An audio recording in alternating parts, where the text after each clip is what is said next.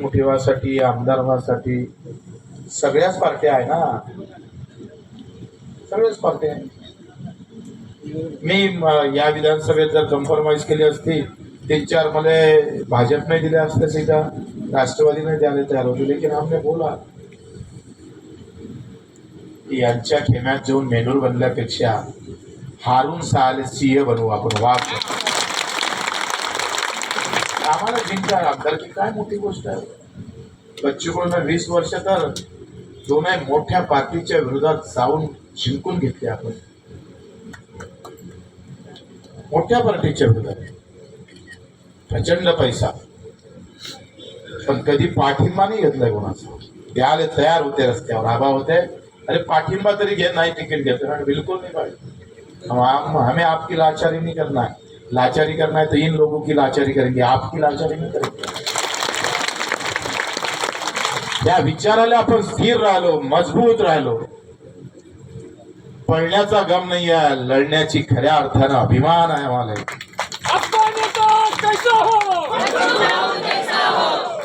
आणि मग अशा या लढाईमध्ये आपण सगळे सहभागी झाले. खरं तर दिव्यांग आले नसते तर ही लढाई फार महत्वाची ठरली नसते. दिसाले जरी मी असलो, तानाजी नंतर कोण लढलं आम्हाला माहित नाही. जे सैनिक लढले असून बिचारे त्यांचं नावच माहित नाही, इतिहासात शोकांकित आहे. पण दिसाले जरी बच्चू कडू असला तरी लढणारे मात्र आपण आहे. तुमचा विश्वास आहे, तुमची मेहनत आहे, तुम्ही पदरातला पैसे खर्च करून इथं आला आहात. पगार तर सगळेच भेटल, तुम्ही नाही आले असते तरी कदाचित तो तुम्हाला भेटलाच असता. पण ज्या प्रेमापोटी तुम्ही आले त्याला बच्चू कडूचा मानाचा मुजरा आहे.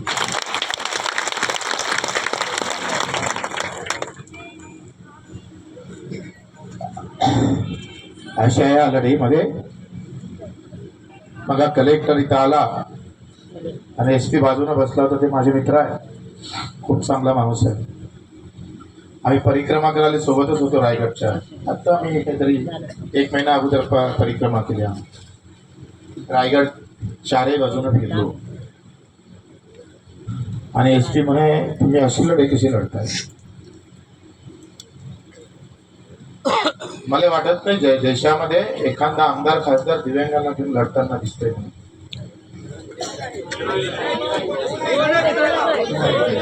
लढणं तर सोडा, साधं नको. साधं त्या DPDC मध्ये बोलतही नाही. मग दुःख ज्याचे जास्त आहे त्याच्यासाठी बोलणारे माणसच नाहीये. आमच्या मतदारसंघात आमदारनी द्यायला त्याला बळच द्यायला लागतंय. आणि त्यांच्यासाठी ही लढाई फक्त मागणी पूर्ण करण्यासाठी नाही आहे, लक्षात घ्या. ते दुहेरी तलवार, या दुहेरी तलवार मध्ये तुमच्या मागण्या पूर्ण होईल आणि दुसऱ्या धारेमध्ये तुमचं अस्तित्व अजून मजबूत करेल, अजून मजबूत करेल. दुधारी तलवार, एक तरफ चिरेंगे और दूसरे तरफ वार करेंगे. तुमच्या अस्तित्वाला स्थान देता ही लढाई, लक्षात घ्या. आणि म्हणून मी आंदोलन करताना यश अपयश पाहत नाही. मला माहित आहे हा दिव्यांग इथे जुळल्यानंतर याचे अस्तित्व, याचा अस्मिता अधिक जागृत होईल.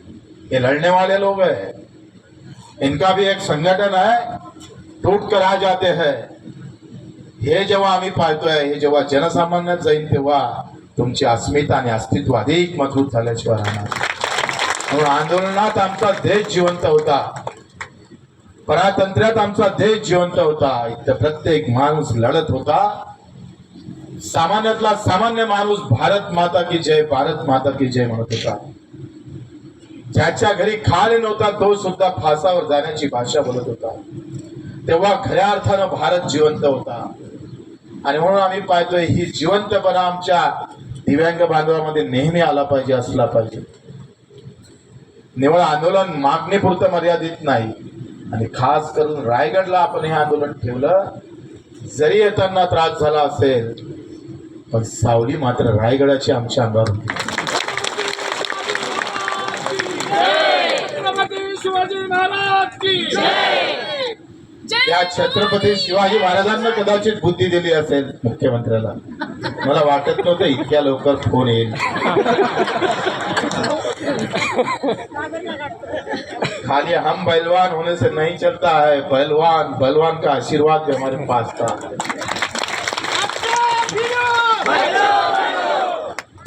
नवस पास करायला नैवेद्य दाखवावं लागते आणि इथं मात्र अन्न त्याग करावं लागतंय.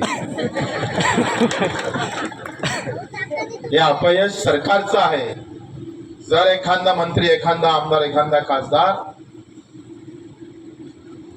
मित्र त्याला सामान्य माणसाची जाण असत तर त्याच्या भागातले दुःख दुसऱ्यानं आणून दिल्यापेक्षा त्याच्याजवळ डायरेक्ट जाणं, तो डायरेक्ट दुःखापर्यंत जाणं म्हणजे खऱ्या अर्थानं त्याचे खरं प्रतिनिधित्व, खरं आमदार आम्ही समजतो. आणि म्हणून आज आपण हे सगळं करत असताना आता उद्या आपलं रक्तदान शिबिर आहे. मूकबधीर लोक येणार आहे, त्यांचे काही कॉल आलेले आहे. तसं उपोषण आज सुटलं पण उद्या भगतसिंगांचं शहीद दिन पण राजगुरू सुखदेव भगतसिंग, मी त्यांच्या गावला जाऊन आलो. लोक गोव्याला जातात, तिरुपती बालाजीला जातात, जा. पण भगतसिंगाच्या गावले जा, शिवाजी महाराजच्या गावले जा, आंबेडकरांच्या गावला जा. तिथं तुम्हाला देवाजवळ आशीर्वाद भेटल, पण यहाँ तुमको बल मिळने वाला है, प्रेरणा मिळेल.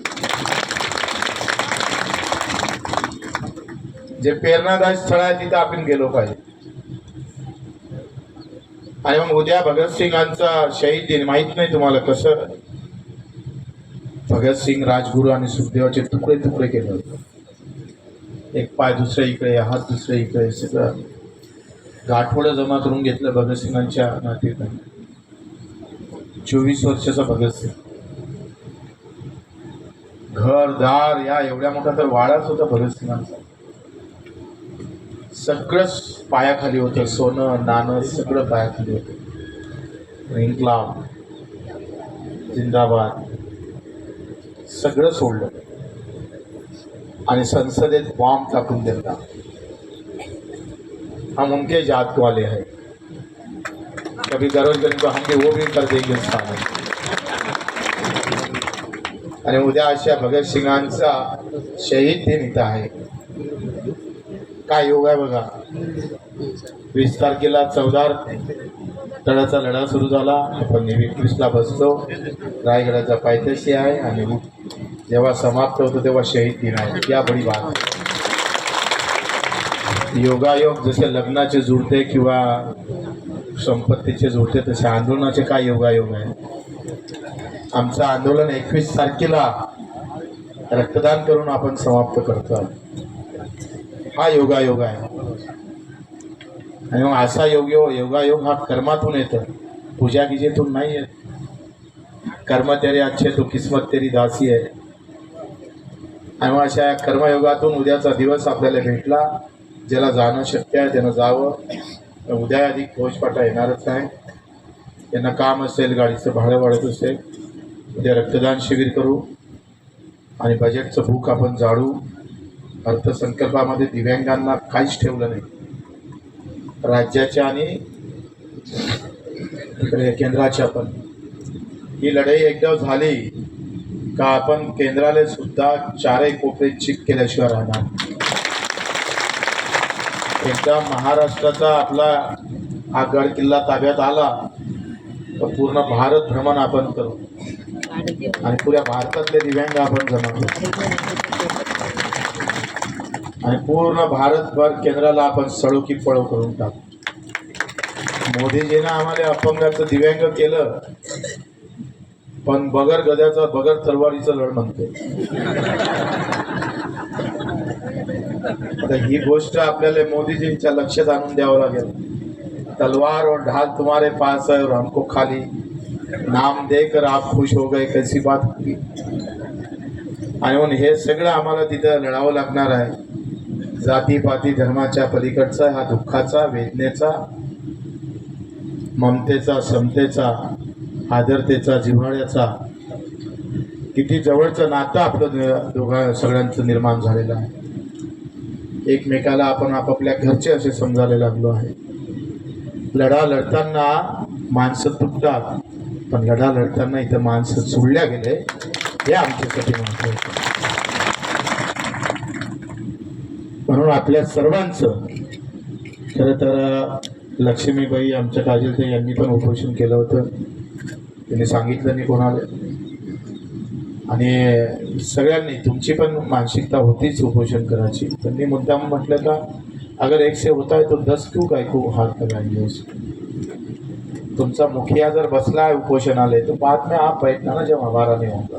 हम लड़ रहे थे उसको. आणि पहिल्यांदा त्रास झाला मला. पहिले एवढा त्रास व्हायचा नाही. मी 11 दिवस उपोषण बसलो, पण पहिल्यांदा डोकं दुखायला लागले. काय माहीत, अंदाजे माहीत नाही मला, पण पहिल्यांदा डोकं दुखत होतं. नाही तर मला याचा काही त्रास होत नाही. असो, आपण सर्वांनी सगळ्यांची एकदा स्वतःसाठी टाळ्या वाजवा. आपण सगळे लोक भाग्यवान आहोत. जाताना जमलं तर 14 तळ्याची मला वाटतं त्याचंही दर्शन घ्या. रायगडाची माती घेऊन जा, ती घरी ठेवा, आठवण म्हणून जा. ती माती घेऊन जाताना पुन्हा स्मरण करा का मी माझ्यासाठी नाही, तर मी माझ्या गावासाठी, देशासाठी, राष्ट्रासाठी आहे. अशा प्रकारच्या भूमिका आपण घ्याव्या. आपण सर्वांनी, सर्व पदाधिकारी इथं आले, बैठक झाली नाही, पण आता नंतर घेऊ आपण बैठक. आपण जेव्हा वेळ पडली तर आता हा मोसम आहे, माली थोडी मानसिकता नाही आहे. सातव असेल, खोत असेल, सगळे लोकांनी, बडे असेल, त्यानेही चांगली मेहनत घेतली.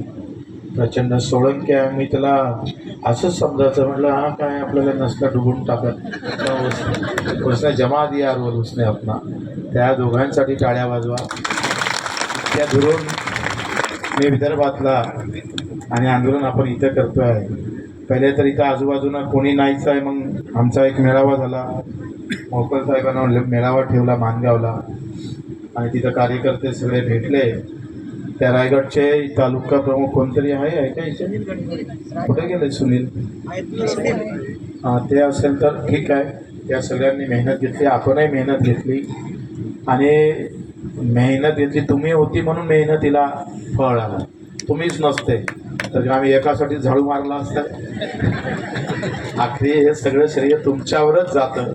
तुम्हीच महत्त्वाचे आहे. स्टेजवर बसणाऱ्या पुरते लोक आले असते तर इथला ग्रामसेवक भेटायला आपल्याला आला नसता. पण आपण सर्व आल्यामुळं याला खरी रंगत आली, आणि ह्या रंगत खरीच अशीच तुमच्या आयुष्यामध्ये असे रंग नेहमी येऊ. आपण नेहमी अशा पद्धतीनं ह्या आंदोलनातूनच नाही तर येणारा काळ तुमचा सगळ्यांचा अतिशय सुंदर आणि खुशीचा आणि आनंदाचा जावो. एक म्हातारी कोकणातलीच होती, मला इथून नंबर घेतला, एकटीच आली एस टीनं. कोणं सांगितलं मला माहीत नाही, तिचं नाव घ्यायचं राहिलं मला. म्हणजे माली 3:30 वाजता एस टी आहे म्हणे, आता तिनं जातो म्हणे. मी म्हटलं तू एकटी झाली? मी एकटी झाली म्हणे. कोणतरी तिला काय माहीत झालं माहीत नाही. आणि 2 दिवस थांबली ती म्हातारी. एका पायानं तुटलेला पाय, आणि 70 वर्षाची होती. त्या व्हिडिओ कॅमेऱ्यांना त्यांनी घेतले नाही. हे बयाळ आहे तेवढी, काय घ्यावं घेतले. घेतले असेल तर फारच चांगलं, हे लय बयाळ असतं. एवढा चांगला क्षण इलेक्ट्रॉनिक मीडियाले घेता आला नाही, हे त्यांचा दुःख आहे, हमारा दुःख नाही आहे, ते हमारी वेदना नाही आहे.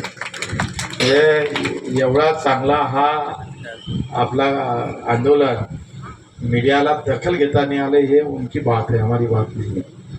आणि अशा सगळ्या या व्यवस्थेमध्ये पैसे आमच्याजवळ नव्हते, तर पडल्यामुळं आमचा मोठा वांदा झाला. उसने त्या महेश बडेला सांगितलं तू 5 लाख जमून आण, त्यानं 7 लाख जमवले. आणि असं करत करत आमचे 10, 15, 20 लाख रुपये जमले. कारण आखरी व्यवस्था महत्त्वाची असतं ना.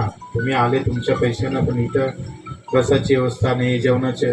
खरंच संतोष पवार नगरचे आणि परदेशी इतकं चांगलं जेवण दिलं, चांगलं दिलं ना जेवण, आणि इतकं मन लावून दिलं तर घरी गेल्यानंतर त्यांच्यासाठी आणि या सगळ्या कार्यकारी लोकांसाठी एकदा त्यांच्यासाठी आशीर्वाद मागा आणि खावा.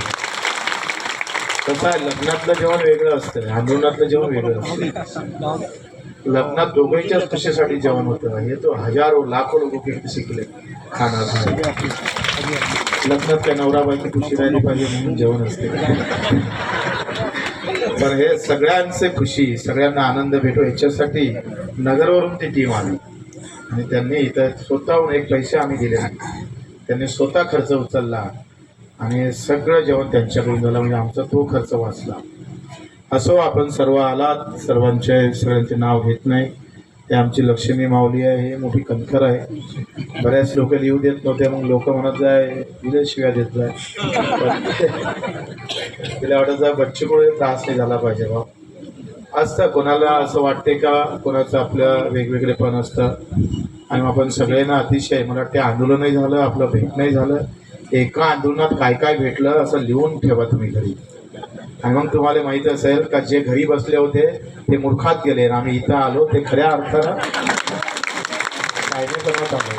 कारण आयुष्य जगताना अगर मार्ग बना देते हो, बड़ा रास्ता बना देते हो, तो फिर छोटा जो हमारा व्यक्तिगत रूप का रास्ता है,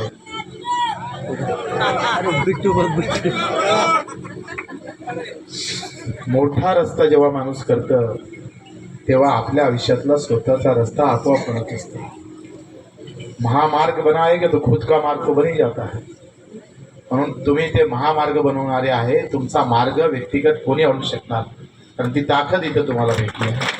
आणि म्हणून आपल्या सर्वांचा आभार. जय हिंद, जय महाराष्ट्र.